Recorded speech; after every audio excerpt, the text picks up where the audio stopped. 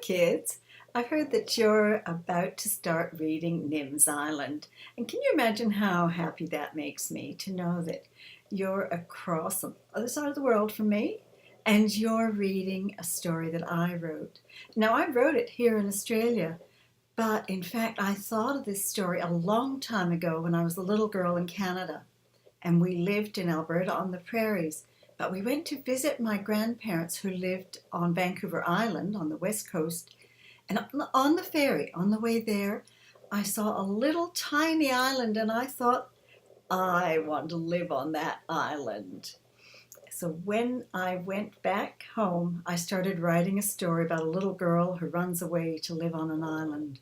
And a long time later, when I was a grown-up author, and I was living in the middle of Australia, a long way from the sea, and I was missing the sea and the beach, and I wrote Nim's Island.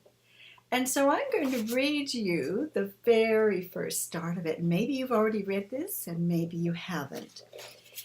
And I'm going to read from this book, which is the Australian book with the movie cover, and you've got a slightly different one. And you'll have seen, I think, but that's the first page. In a palm tree on an island in the middle of the wide blue sea was a girl. Nim's hair was wild, her eyes were bright, and around her neck she wore 3 cords. One was for a spyglass, one for a whirly whistling shell, and the other a fat red pocket knife in a sheath. With a spyglass at her eye, she watched her father's boat. It sailed out through the reef to the deeper dark ocean, and Jack turned to wave, and Nim waved back, though she knew he couldn't see. Then the white sails caught the wind and blew him out of sight, and Nim was alone. For 3 days and 3 nights, whatever happened or needed doing, Nim would do it. And what we need first, said Nim, is breakfast.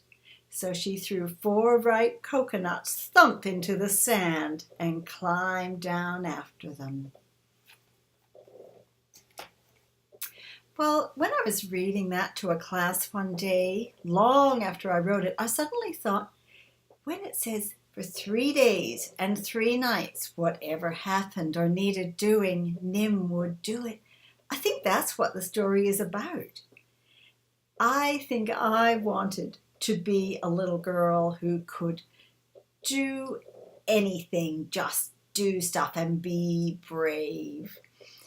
And the good thing is, when you use your imagination, you can do anything. Nim can probably do things that most of us couldn't do, no matter how brave and fit and with everything we are. But when you're playing with your imagination, it doesn't matter if you live on the middle of the prairies or the middle of New York City or near the beach. You can be anywhere, do anything that you want to do. Now, I've heard that you're doing a whole bunch of different activities with Nim, and I hope that you'll have a lot of fun with them, and I hope that maybe you'll send some of the pictures of those activities to me. And in fact, this morning I thought I'd be very clever and take my phone down to the beach with me and take a picture on the beach and do this talk on the beach. But it just didn't work. So what I'm going to do is I'm going to make a little folder of pictures of the beach where I live now, just for fun, and put that on my Facebook author page, and your teachers can look at that if they want to, and show you where I live now, because I do live by the sea now. But I always remember that when I wrote Nim's Island, it was all just in my imagination.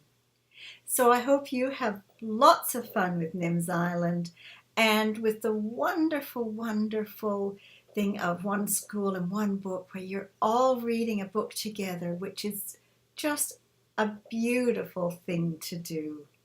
So have fun, and I hope I'll see some pictures of what you're doing. Bye-bye.